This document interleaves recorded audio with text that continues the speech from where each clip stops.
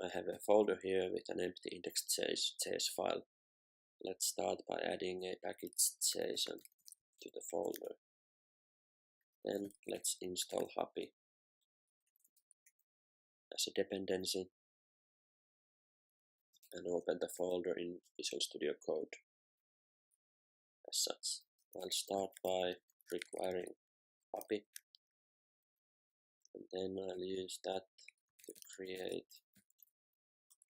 a server instance and give it options, port 3000 and host of localhost as such.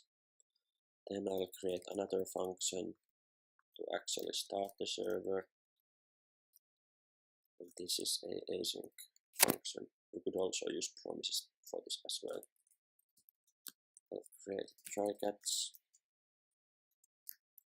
block here, and here I'll await server start to start the server. Then I'll log out server started.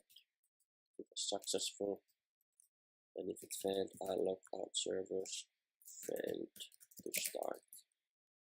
And then down here I'll call the init method to start the server, and also I export the init function so the server can be started in tests, for example.